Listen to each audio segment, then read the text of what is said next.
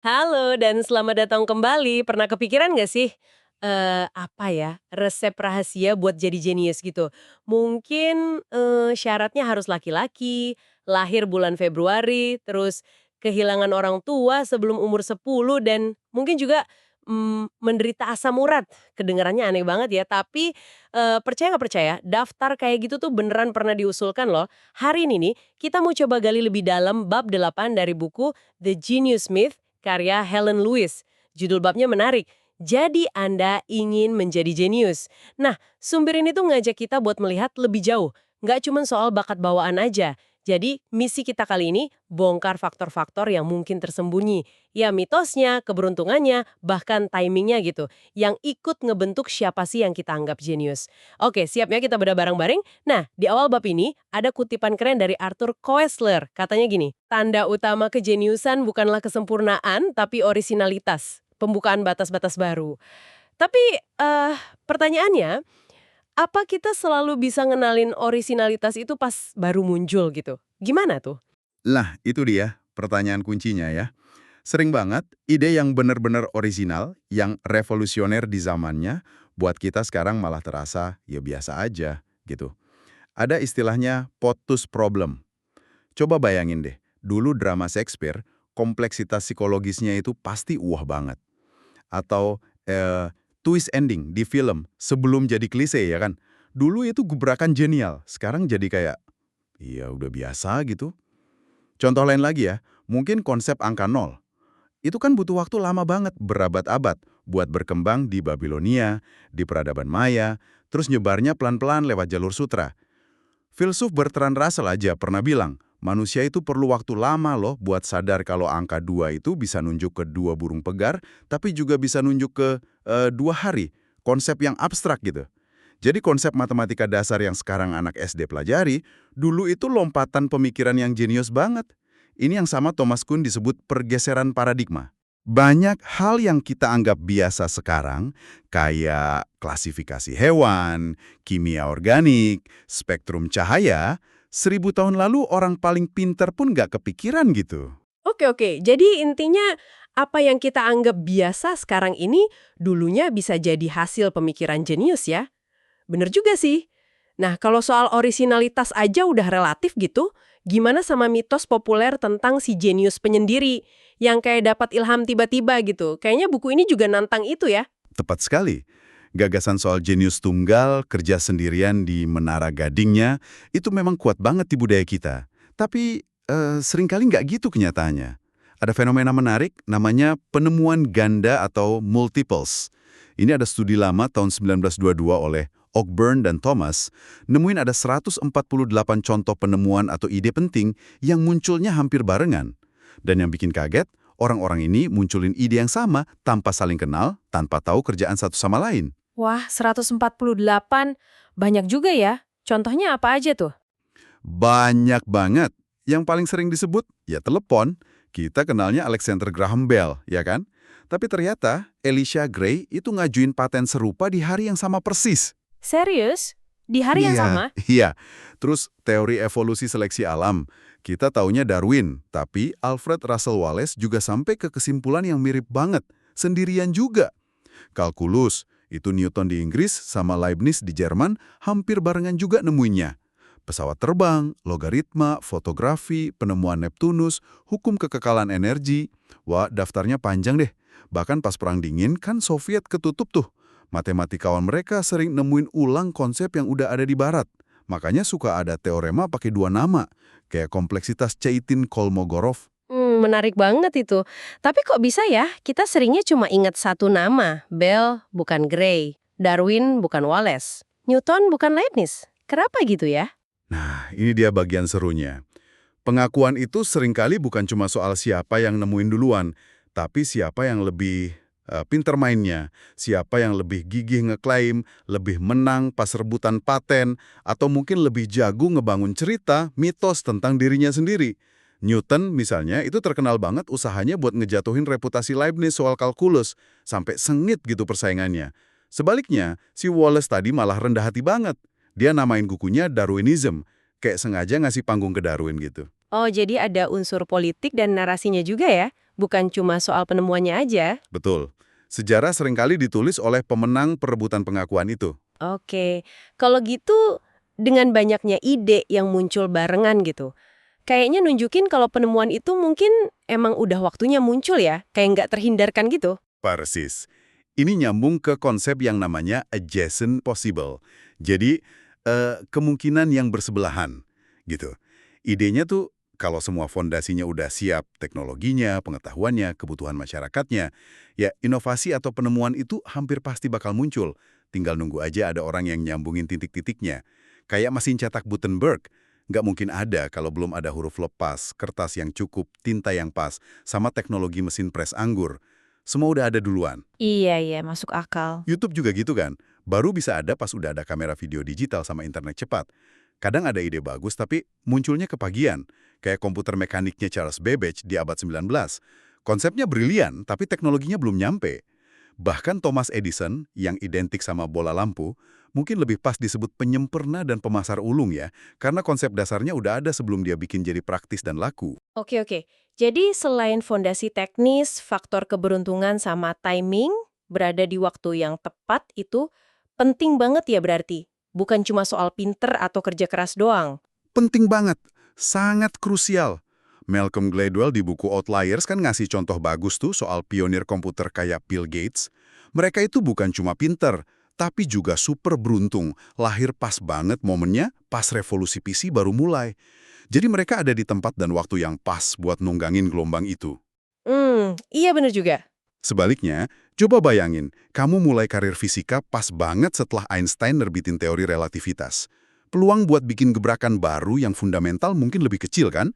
Mungkin karirnya bakal lebih banyak ngisi detail-detail dari revolusi yang udah terjadi. Jadi waktu itu bisa jadi teman, bisa jadi musuh. Masuk akal, masuk akal. Nah, selain waktu dan tempat, apa cara kerja para jenius ini juga beda-beda? Ada nggak sih kayak tipe-tipe jenius yang beda gitu, cara inovasinya? Ada, ada teori yang cukup menarik. Ini bedain antara inovator konseptual sama inovator eksperimental. Kalau yang konseptual itu, tipe yang datang bawa ide besar. Lompatan pemikiran gitu yang langsung ngubah peta bidangnya. Contoh klasiknya ya Picasso dengan kubisme atau Einstein dengan relativitas. Oke, yang bikin gebrakan besar gitu ya. Iya, mereka ini yang sering dianggap jenius sejati di masanya. Tapi, ironisnya, kadang mereka sendiri nggak bisa ngikutin atau malah nolak perkembangan lanjutan dari revolusi yang mereka mulai. Picasso kan nggak pernah jadi abstrak murni. Einstein juga nggak pernah setuju sama fisika kuantum yang dia ikut ngebantu lahirin. Jadi kesuksesan mereka itu kayak terikat sama momen tertentu. Mereka buka pintu, tapi orang lain yang melangkah lebih jauh. Oh, gitu ya. Terus yang satu lagi? Eksperimental. Nah, kalau inovator eksperimental, contohnya pelukis Paul Cézanne. Mereka kerjanya lebih pelan, hati-hati, tekun gitu. Nyempurnain satu gagasan atau teknik lewat trial and error bertahun-tahun. Fokusnya lebih ke proses, pencarian bertahap, bukan ledakan ide tiba-tiba. Keduanya bisa sama-sama hebat, tapi jalannya beda banget. Menarik bedanya tadi kita ngomongin keberuntungan pas nemuin sesuatu. Gimana kalau keberuntungan pas dapat pengakuan setelah karyanya jadi gitu? Ada faktor hokinya juga nggak sih? Wah, jelas ada. Di sini nih efek Matthew berperan penting. Istilahnya kan dari kutipan Injil ya. Kepada dia yang punya, akan diberi lebih banyak. Oh, efek Matthew. Gimana tuh maksudnya? Iya sederhananya, sukses itu melahirkan sukses lagi. Orang atau lembaga yang udah terkenal biasanya lebih gampang dapat perhatian, dapat dana, dapat pujian, kadang malah lebih dari kontribusi aslinya. Contoh unik di luar sains itu Marilyn Vos Savant. Dia kan hidupnya biasa aja, sampai Guinness Book of World Records nyatat skor IQ masa kecilnya sebagai yang tertinggi. Tiba-tiba dicap jenius, hidupnya langsung berubah total. Dia jadi kayak main peran jenius gitu di depan publik. Nulis kolom nasihat, jadi seleb. Labelnya itu sendiri yang bikin realitas baru buat dia. Wow, gara-gara label ya? Iya. Nah, di sains, efek Matthew ini bisa berarti misalnya pemenang Nobel dapat kredit berlebihan buat kerja timnya, atau terus dapat dana riset besar meskipun mungkin masa produktif terbaiknya udah lewat. Tokoh besar bisa monopoli panggung lah istilahnya. Makanya ada kutipan sinis di buku ini, yang bilang sains maju satu pemakaman demi satu pemakaman. Sains maju satu pemakaman demi satu pemakaman. Agak Nyelekit ya kedengerannya, tapi mungkin ada benernya juga ya. Kadang ide baru bisa berkembang setelah generasi lama lengser. Oke, balik lagi nih ke daftar syarat jadi jenius yang absurd di awal tadi. Setelah kita lihat semua kerumitan ini, emang ada nggak sih ciri kepribadian atau gaya kerja tertentu yang lebih condong ke kejeniusan? Buku ini memang nyinggung beberapa model atau metafora buat mencoba nangkap itu. Dari sisi psikologi, ada gagasan kalau jenius itu terkait sama rasa ingin tahu, kayak anak kecil, kayak kata Questler tadi. Ada juga teori yang ngaitin kreativitas sama bentuk ringan psikotisme.